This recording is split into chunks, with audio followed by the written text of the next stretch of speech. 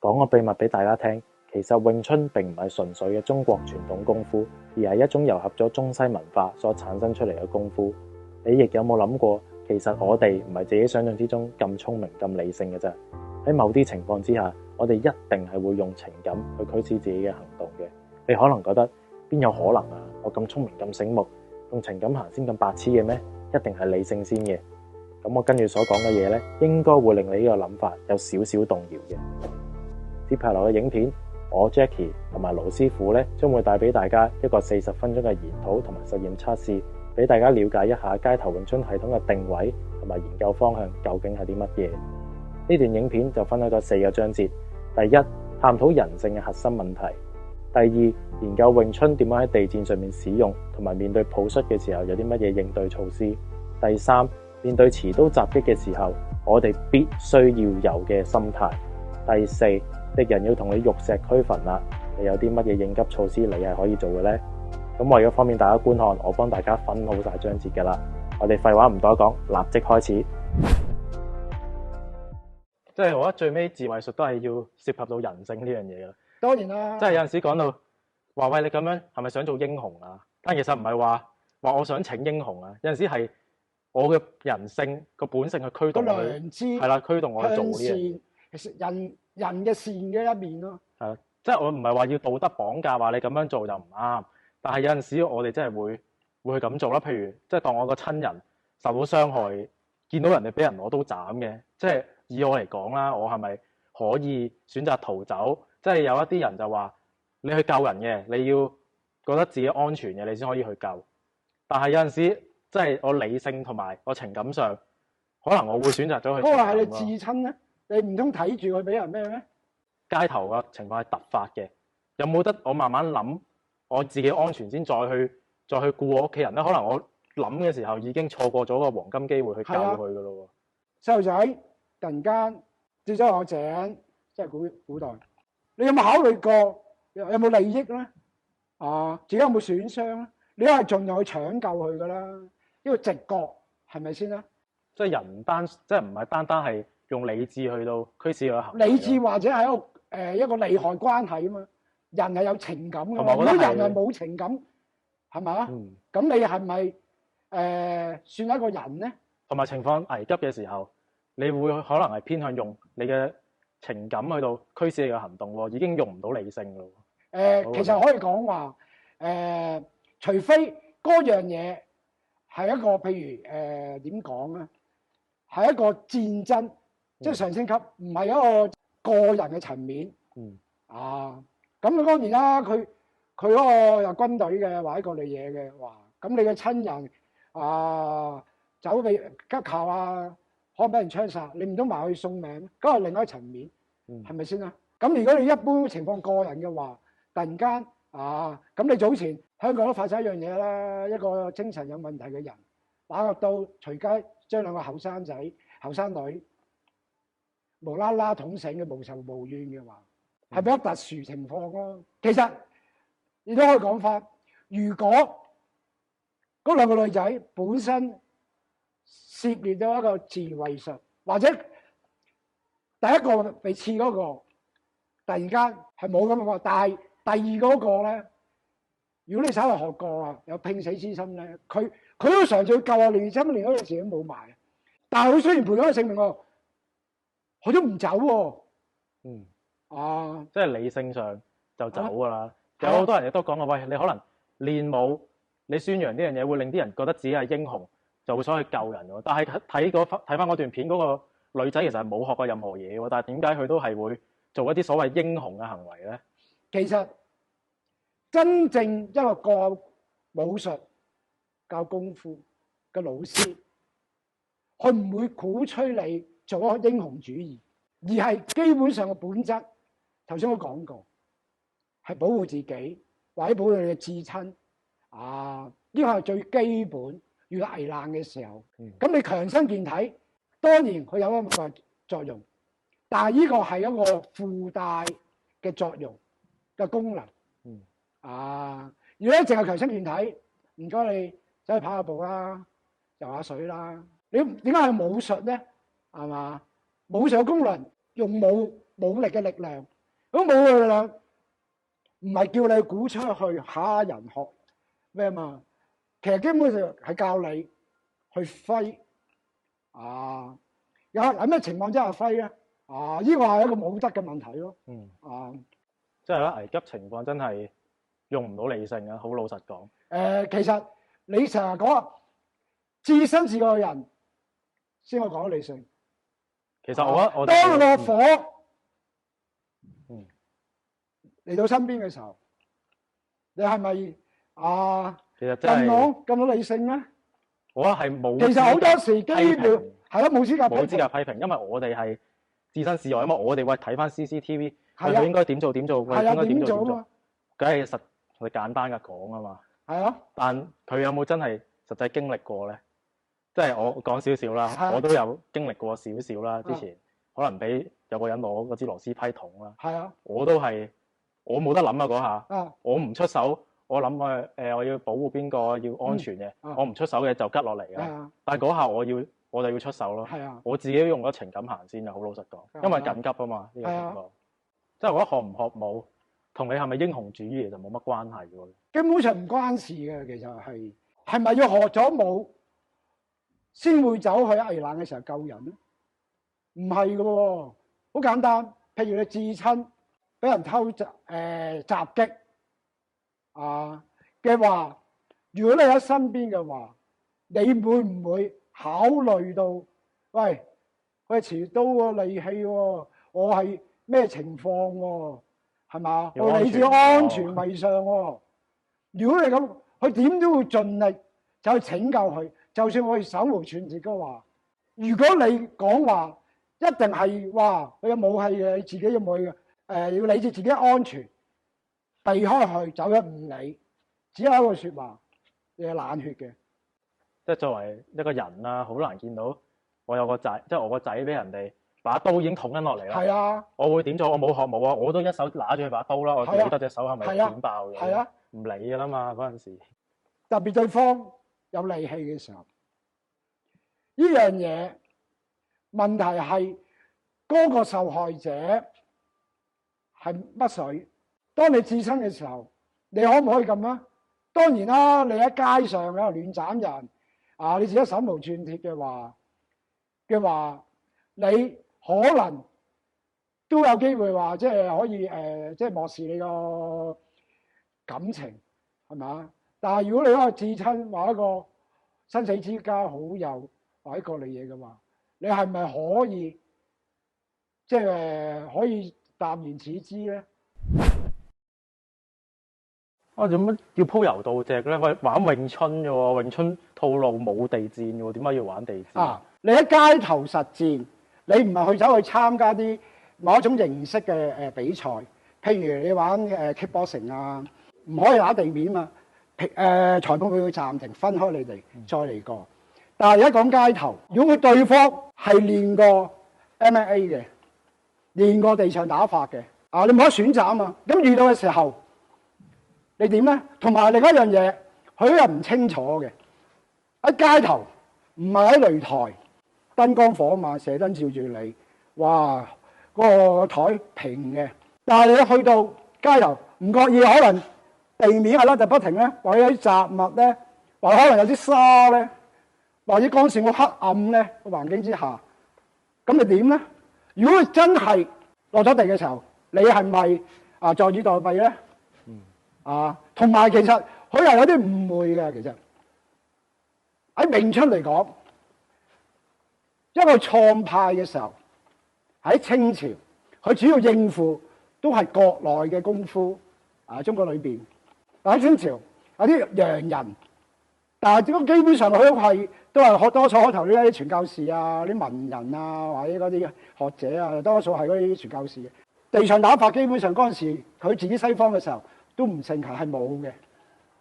但係後期遇到啦，好似葉問宗師嚟到香港嘅時候，香港嗰個時候boxing不嬲都盛行㗎啦，因為英國殖民地係嘛。咁再加埋再一段時間之後，喂，有啲泰拳咧，你係咪要應付啊？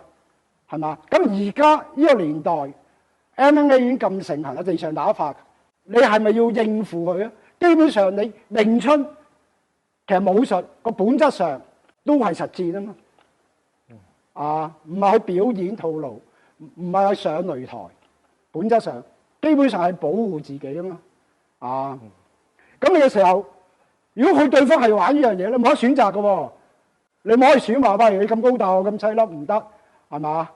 你玩咩啊？我冇學過，又冇嘅喎。咁嘅情況，你點咧？另外一樣我要明白嘅，其實詠春所謂3套套路咧，小念頭同埋尋橋係一般情況喺標指嘅概念裏邊咧，因為標指係不規則嘅手。嗱，我聽過有個話標指不出門，我有其實係咪阿葉問係咪講嗰啲咁嘅嘢㗎？從來冇講過，呢個咧係我呢個標指係不規則嘅手咧，係葉問宗師親自同我師傅黃朗師傅講嘅。即係唔係標指不出門咯，係標指不規則咯。係不規則嘅手，點解要不規則咧？你睇下不規則嘅嘢，特殊嘅情況或者一啲極端嘅情況之下，用啊！你睇下你本身標指個結構已經係啦，馬就玩圈馬嘅，係咪先啦？咁咧佢有2個喎，吸踭其實最短嘅武器，發手啊、問手啊、標手啲係最長嘅武器喎，同埋打係4面8方嘅喎。基本上佢嗰個情況係已經俾咗一個概念你，喺特殊情況嘅時候你自己去變化，最緊要係取得勝利，你自己去執生，因應個情況而去變化啊嘛。特別係一個地上打法嘅時候，好容易會遇到嘅。喺街頭嘅時候咩事都會發生嘅喎，你要準備啊。所謂其實都會有人啦，邊家知己知彼啊嘛，起碼。你起碼你就算唔係好熟悉佢，起碼你要知道佢哋嗰個情況係乜嘢。咁我哋相對真係唔好彩嘅時候，我哋點樣能夠盡快去翻嗰個站立式打法咧？因為我哋主要就係一個主力係站立式打法，佢主力係一個地面打法，好難同佢哋嘅。如果佢真係一個即係練得訓練有素，練咗好多年嘅話，其實你喺地下同佢玩啊！嗰啲嘢啊，長久咧，就好難同佢玩嘅其實，因為佢可能佢咁多年都係練呢樣嘢，即係好簡單。我哋主要咁多年都係站立式打法，係咪先啦？咁你話你點可能嘅？都要知道佢佢嗰個打法大約即係有個概念，佢係點樣去咩原理咧？我哋盡量係用翻我哋嗰個。即係本門一啲權利啊，各類嘢有咩喺嗰度能夠要解決呢個問題啊？好啊，講都無謂啦，我哋做實驗啦。好好好。嗱，而家街頭成日最常見睇好多片咧，就係俾人騎住係咁嚼啦。係啦，咁我哋即係詠春點？嗱，首先第一樣嘢，其實喺地下裏邊可唔可以發揮黐手咧？其實可以喎。你話喂，我地下裏邊，喂，你嘅發力有冇人咁好咧？其實詠春你都有個優勢，玩短徑，所謂嘅喺詠春8術語就係長橋發力。其實呢樣我好短距離都可以發多一啲勁，有勁力。我唔信，試下。你嗰位，哇，係喎，我會有下窒咗嘅感覺咯。你唔好話即係喂，好似拼命掙扎咁樣嘅任務啱喎。其實你可以發揮翻黐手位，佢話一隻手壓住嗰個位打你喎。嗱，我唔俾你走，我騎唔住你。係啦，騎唔住你，唔俾你走。係啊，甩身起翻身喎，你避一打你，其實你可以攻佢嘅喎，一攻佢，係咪？一窒嘅時候就起咯。你唔可以攻佢喎，但係喺街頭嘅話咧，其實有啲可以打法嘅話，譬如我嘅話，其實呢啲位。喂，你話識插眼啫，喂，我喺上面，我咪插得仲好。咁你要發揮你嘅黐手啊！你咁容易插我插，係咪啊？係嘛？係。係嘛？一個嗱，有空位咯。即係冇咁易插喎。喂，你唔係話坐以待斃噶嘛？你都可以玩黐手噶嘛？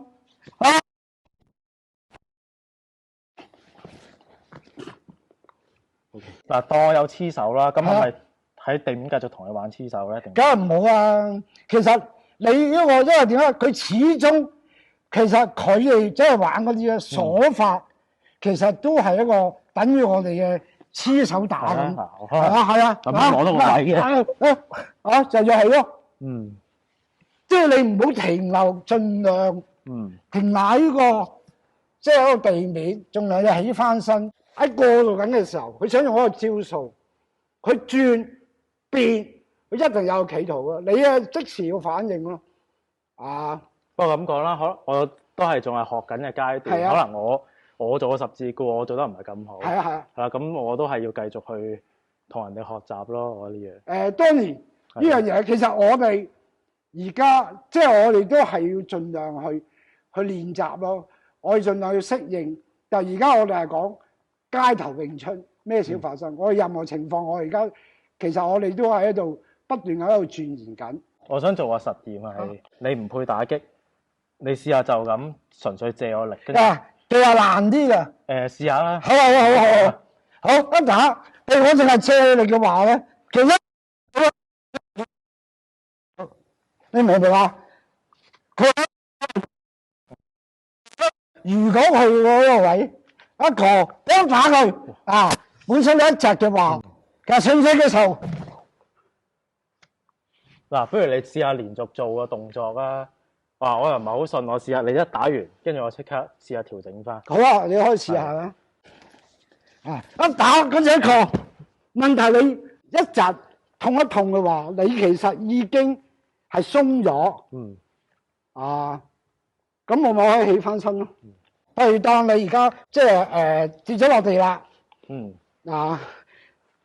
你想騎上嚟，你已經可以第一時間打佢嘅。我唔使等佢上到嚟噶。特別喺街頭都可以打要害啊，係咪先啦？爭取時間咯。我哋好講究嗰個即時嘅反應，即時做一個回應俾佢。即係兵家所云，渡河未濟，擊其中難。佢喺過渡期嘅時候咧，佢未到達嗰個對岸嘅時候咧，我喺中部咧，其實係自佢。其實李小龍截拳道都係自擊啫嘛。呢個時間係最好。當然啦，你一定要反應快咯。就係其實武術嘅話，最緊要你個反應。即係練啦，唔好講咁。梗係練啦。喂，講真，喂，一打開度嘅都死狗嘅。死狗嘅。係啊，我一齊。見到街頭好中意玩一啲咧，就係抱起你，將你成個搭低。即係後邊，即係偷襲嗰陣。後面又有啦，前面又有啦。咁我想試下後面嗰個。好啊。係啦，我哋又做實驗。好啊。呢個詠春基本上就係一個凳掌啦。我諗到個方法，你轉身啦，我轉就。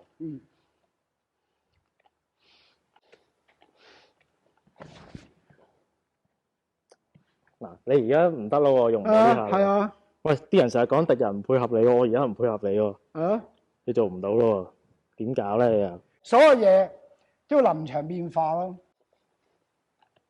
不過嗱，反而呢個咧，你要向前爭取個空間。咁啊，我想第一時間唔可以抽咗你貼，因為我好想貼近，就等你冇機會有空間去發力去還擊或者解。咁你如果你攞咗個空間嘅位咧，你咪可以玩吸爭啦，後吸爭啦。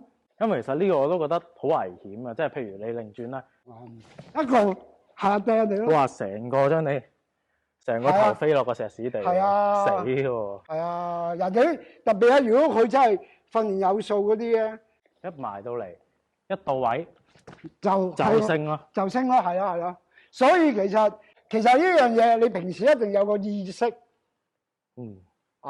你唔好一步總算就一定係用凳掌過嚟嘅，所有不同方法。同埋最 worst 嘅情況都要練埋咯。真係練頭先我講嗰下，譬如後邊一穿我開頭咁做到，但係有時咧我慢咗啦，反應慢咗啦，一時嘅話咧，咁我可以用翻翹住佢腳咁咧翹住佢腳啦，咁咧佢就唔到氣啦，跟住你咪可以你隻手咪因為咁樣，即係好似雙凳掌咁，不過係斜嘅。你呢隻手可以插落去有虛位啊，譬如抽氣啊，我隻手插落去就一蹬啊，咪解咗佢咯。當你一蹬完嘅時候，你就要譬如一抽一翹一蹬一個就唔喺度等啊，一解咗就要反擊嘅第一時間。譬如之後慢到連你翹咗佢唔好啦，你抽咗啦，你第一時間其實要揾佢 hold 住佢，等佢係嘛？嗯，揾佢重心咯。不過呢個亦都即係不得已，其實都最唔好去一步，因為咧，如果佢譬如一抽起慢咗，你捉住佢咧。如果佢玩捨身術咧，即係我唔愛我都一齊係啦，揾你做底嘅時候，你都好傷㗎喎。即係盡量喺開頭嗰個做得到，大家反應啦；做唔到翹腳啦，梗係解啦。即係去到最啱尾個步咧，都係比較危險㗎啦。所以盡量唔好去到呢個位咯。咁其實你練嘢要經常訓練，唔好去到即係冇彎轉嘅地步咯。特別喺街頭，咩情況都發生。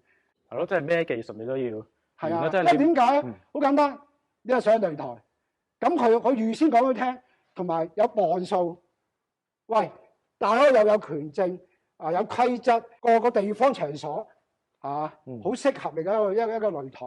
即係所有嘢你都有心理準備，係咪？但係你咩都冇嘅喎，環境又惡劣啊，可能側邊又好雜物，事事跟剛又唔好喺過嚟嘢。其實我都覺得啦，即係喺街頭玩，唔可以將自己擺一個有優勢嘅位置先咯，因為你街頭係突發噶嘛，你擺自己喺一個有利嘅位置咁樣去練習，咁咪真係唔係突發咯。係啊，所以我都覺得你街頭嘅情況嘅話，其實你要考慮一個基本上係最唔好嘅環境之下，你都要有方法去解決你。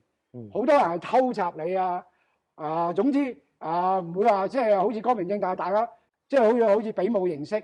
就算我練過，你訓有數，你要有一個概念，唔係萬能嘅，唔係任何情況嗰啲係嗰啲武打電影或者嗰類嘢神化咗誇張咗。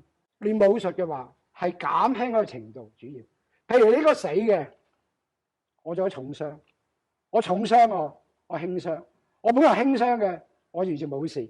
其實你唔好當自己練咗功夫就係一個神仙，自己唔可以咁諗法。你唔好個對手輕看對手，就係獅子搏兔對隻兔仔，你都要全力以赴，唔可以掉嘢起手，特別喺街頭。咁講到街頭詠春，少不免一定有刀噶啦。邊個中意同你公平競爭？但係你冇刀咁點算咧？當然啦，可以走就走啦。但係通常我又偷襲你、搏你，喺嗰個時間嘅話係逼打，唔好同我講話你逃跑。你望呢邊啦。係。突然間可能埋你側邊嘅，睇嚟唔順眼。係啊，會㗎。即係你點樣跑咧？我見好多人喺我個 channel 留言，喂，跑咪得咯，喂，你邊可以空手入白刃？唔好發夢啦，你哋成班詠春仔都傻嘅。喂，到啦。係啊。點跑啊？我仲捉住你喎。你跑啊跑啊。係啊。你唔好好似電影咁，哇，幾把西瓜刀斬你，而家絲毫無損過你。特別係你刀。有棍鐵棍嗰啲都好啊。你首先有樣嘢，你心理上你會受傷，最緊要唔好重一嘢俾佢重創或者致命，燒得幾多，盡量唔好俾佢受創咯。突然間已經喺你個心度捅咗一嘢，咁我覺得呢啲情況又真係冇得搞。係啊，我講少少啊。咁一般人其實行路或者各類嘢。即係佢唔會突然間，譬如嗰條路唔係好窄嗰類嘢，係嘛？佢唔會話突然埋嚟噶嘛，大家有個距離，係嘛？如果突然間有個，即係你要警覺咯。即係突然間有個人埋嚟嘅話，係嘛？一埋嚟你就要即係你以後我哋可以慢慢講多啲。譬如嗱，我用刀啦，喂，片到你喎，我繼續片㗎喎。係啊。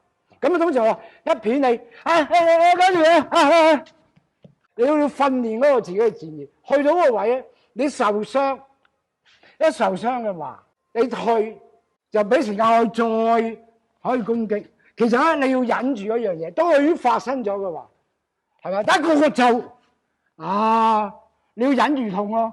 咁你喺街頭打嗰啲係咪一個？係咪？我吉到你嘅咯。係啊，嗱，譬如一個，你想要忍住痛，第一時間係嘛？通常你譬如一吉咗你又要再想吉咁啊，就係喺要何樂咯。你譬如你吉咗，你想走嘅，吉咗走嗱，個情況其實唔會變好嘅喎。唔會變好，同埋你中咗受咗傷咧，其實你個走會慢，因為受咗傷。另外，其實你一走咧，你一血氣運行咧，佢啲血飆出嚟咧仲快。係好多時咧，點解會失救咧？就係咧，你一失血過多嘅人已經暈㗎啦。其實同埋你走，你對我又冇威脅，係冇㗎啦，冇繼續痛咯。係啊係啊，我冇所謂啊，你咪走咯，拉住你插啫嘛。除非我唔喐得，完全即係可能我一下心臟係啦，咁你冇得計咯。即係對呢啲，即係啲行兇歹徒啊，即係我都要死㗎啦。係啊，即係我最尾可能我都係死㗎喎。係啊，但係起碼要付出代價，同埋起碼我咁樣搏一搏，即係好過坐以待斃咯。即係會唔會覺得係我捅一刀，跟住之後，喂，我唔捅你啦，你唔反抗我就唔捅，會唔會咧？嗱，呢樣嘢咧，有人就講，喂，我吉你一刀，你反抗喎。一來你點知會唔會係咁咧？你點知？但係你個性命係個身體完全俾佢控制晒喎。我中意傷你就傷你，唔傷你就唔傷你。係啊，但係你又唔知我想點喎。係啊，你唔知喎。你明唔明啊？或者我嗰下吉得興起嘅時候，我狂吉你咪話。都係因為之前聽好多嗰啲，譬如殺人嗰啲啦，用刀嗰啲，用刀可能插咗第一下之後咧。佢失去咗理性啊！個人，佢已經唔知自己做緊乜嘢，已經。所以我見到你係咁隊啦，已經。喺傳統中國文化裏邊，刀係一個兇器。其實一個利器，其實會控制到你，即係可能佢有啲魔性。你嗰時刻會控制住你喎。其實我始終個人可能俾佢控制住，係收唔到嘅喎。係啊，我都聽過好多呢啲個案都係。唔知啊，直頭係自己殺咗人之後先知道原來自己殺咗人咯。純粹講防身嘅話，我都唔建議用刀咯，真係。因為始終用刀，人哋搶咗你把刀，喂，可能吉翻你轉頭喎。一定係你吉人嘅咩？即係我覺得，可能我吉你嘅同時，喂，我要有覺悟，我會俾人吉翻轉頭。係啊。咁如果我識玩刀嘅，咁又點應付咧？有乜辦法？佢識玩刀啊，你又走唔到噶。首先第一樣嘢，起碼。唔可以頸部動物啦，你護住啦，係嘛？你心臟啦，或者係大動物啦，即係你唔好中一刀就係重創。佢識玩刀噶，我一傷咗你，我跟住嘅話，你要一樣萍水無大海咯，係嘛？你要同佢搏命打噶嚇，嗰個人係嘛？玩我整咗佢話，哇，同佢玩咯。即係就算其實我識玩刀，你都要去做噶咯。嗰個時候唔係唔到你選擇啊，你明唔明啊？問題係你遲都嚟襲擊我啊嘛，係突然間嚟打我啊嘛，我又走唔得啊嘛。你明唔明啊？我有咩選擇啊？去襲擊我，去離遠嘅咁我梗係走啦。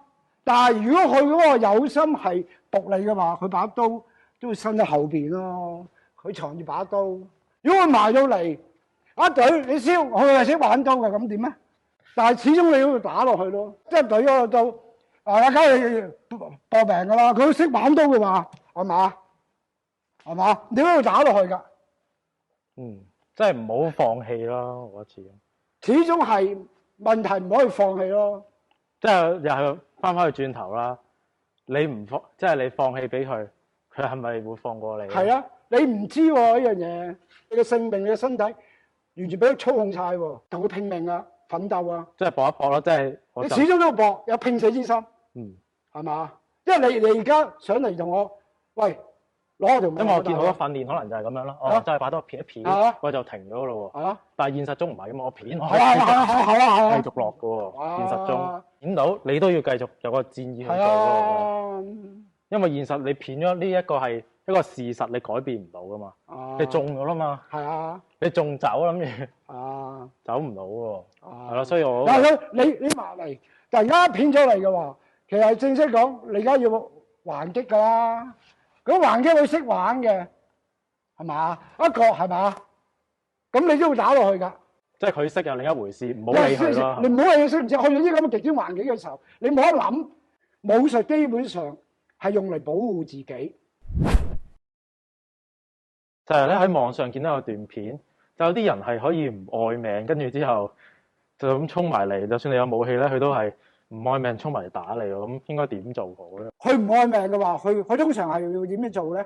譬如好簡單，就算你平時練習好咧，盡量咧就摸咗眼鏡。好，我要摸。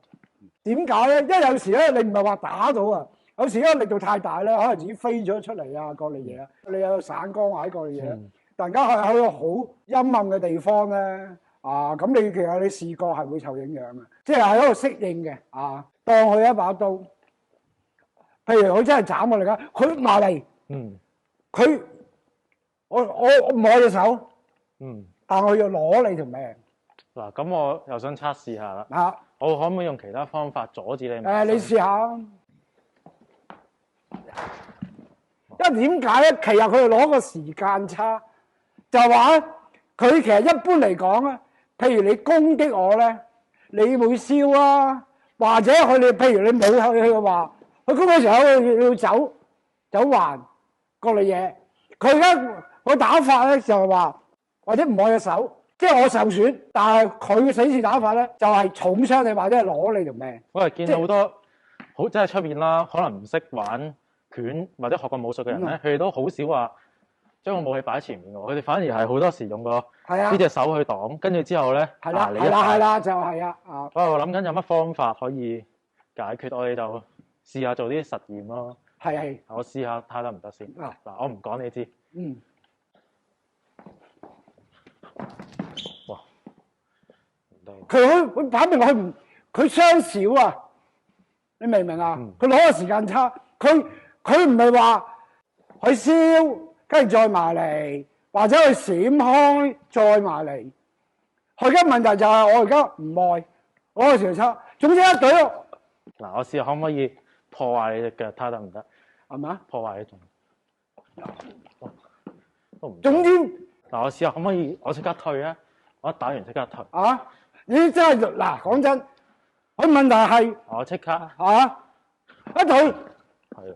咩啊？我試下攻你呢隻手。係啊。即係你放後面啊嘛，隻前手成日養。係啊，一邊啊嘛。我試下先。你攻隻手。係啊。嗱，如果攻佢手嘅話咧，佢哋仲啱。不過可能佢唔識蝕添，佢封你嘅手係嘛？嗱，我再試一樣嘢。嗱，我唔話俾你聽。好。唔得。以前玩有啲武術咧，佢哋可能個後手係擺喺呢度。咁我覺得其實係咪，如果真係打街頭嘅，即係針對呢個情況，係咪？我覺得最好咧，可能就係將隻護手點都咩情況都擺喺護手喺度，我覺得應該係好啲咯。因為有陣時學西洋劍嗰啲，佢就會將隻手擺喺後面。係啊嘛，係啊。我就諗緊，如果佢係用一個死士打法，隻手我翻唔切，反而可能我將隻手擺呢度。一個係啦，我都驚。係啊，你預咗呢隻手譬如如果離人嘅話，可能你會受傷。呢個係一個方法。其實我主要都係諗呢個方法。嗱，佢唔愛呢樣嘢，不過你都唔愛，但問題咧，咁大家都係傷小傷。呢下跟住咧，你一下你就要真係要重創佢咯。係啊，明唔明啊？嗱，我試下用步法，我玩翻去嗰啲，將隻手。係啊。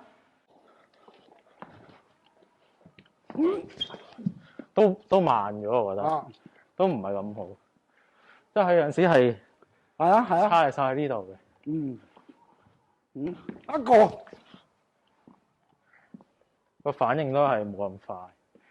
嗱，點都好，我都擺隻手喺度，因為其實我覺得最因為點解啊？如果我想重創你咧，基本上咧，一係心臟，一係喺頸度劈上嚟，係咪？一個係嘛啊？咁你係嘛傷一個，但係你就可以重創即係就算我真係中啦，係啊係我頭先真係唔係一打我一中，我真係中咗，但係我呢隻手可以係啊，即係你唔會話即係入晒重咯。咁大家都受傷，跟住你就係可以就重創佢。嗱，我再試多個，我唔話俾你聽。OK， 我玩死時打法。嗱，我而家唔話俾你聽啊，唔得，我本來咧諗住試下走你側門咧，佢遇咗傷㗎。所以佢個追形咧會追得你快嘅，佢唔使顧慮任何嘢啊。總之我唔理你整乜嘢，當佢用死士打法嘅時候咧，你都會一定有啲損失。最緊要唔好俾佢即係攞你命重創心臟啊，或者頸劈你啊。因為我本來係想嘗試 disarm 你呢個武器嘅。唔得，佢唔理你嘅。但係你呢隻手咧，我唔愛啊嘛，我唔愛啊嘛，我就係情況，我唔愛。你有陣時我想 disarm你，直頭攞呢隻手去。你呢隻手就啦，佢一埋身咧，佢隻細咧，佢多數都係懟多啲，同埋佢難燒啲嘅。我走外門其實會唔會好啲？嗱，如果佢一到位一到位一劈咧，反而你可能有機會，即係可以疏埋一個兩。如果佢都埋嚟咧，佢衝埋嚟咧，嗱，譬如。一個一隊，佢隊你咧，係啊，你斬一個時間。我隊啊，我好似反劍擊。係咯，如果一佢可唔可以試下？譬如當你有個虛招，臨場發揮咯。如果佢真係養，譬如養到虛招咧，佢一養咧，佢出咧，咁咧就可以用 disarm 咯。係啊。理想中咧就係可能人你一出手，係啦，一出手嘅時候我又燒 disarm你啊，但係真實又好似好難做到咁準確喎。嗱，其實你可以講話 disarm 嘅，但係佢都對緊你嘅喎，你可以再試下又係喎，你去晒嘅喎，佢唔愛嘅喎。咁啊係，你明唔明啊？佢唔係話而家即係我而家練習就一個好輕。我頭先都 miss 咗啦，我打唔到你手腕，我打到你前尾啲肌。係啊，冇嘢㗎。係咯，我真係想disarm，但係我頭先同埋嗰個時間問題係喂，嗱都有有非常好隊嘅㗎，小心嚇 ，sorry 嚇。OK，你明唔明啊？即係好有信心咯。同埋即係平時一定要同埋你要係要練好多。咁你睇講真，咁嘅賽事有兩個賽事咯。你做得到嘅咪做得到咯。有樣佢唔理你嘅，佢一定有一個揾實招，真係拗到我嘅，到咗位嘅，佢先埋嚟。你始終係要迫於一樣，我見實招一個係嘛？因為我把劍翻唔切，我有把刀啦。冇㗎啦，佢嗰個其實牽制咗你一個，佢揾個實招係嘛？佢真係到係嘛？一到就牽制住你咯。即係佢讓隻手俾你牽制住你把刀啊嘛。你會傷咯。即係有心理上，其實你唔止係用武器或者各類嘢嘅。你喺街頭打交嘅話，有時唔覺意都會除非佢真係好差或者各類嘢，最可以唔好重咯。咁而家問題最大嘅問題就話，你唔知佢會唔會用咁嘅打法？佢突然間用咧，如果你係一個平時嘅想法咧，大家都唔就唔得，係啦。咁所以你就係你平時一定有個意識，咁咧一突然間嘅時候咧，你都要犧牲，大家都相少嘅嘢，但係咧跟住你就要重創佢啦。講真，街頭搏鬥嘅話，你唔好話咩啦，打團又交都會受傷啦。攞武器用嗰啲死住打法，咁一個概念，其實李小龍都曾經講過嘅，俾佢一刀嘅機會，一刀嘅機會咧，你就係要話佢搞掂佢噶啦。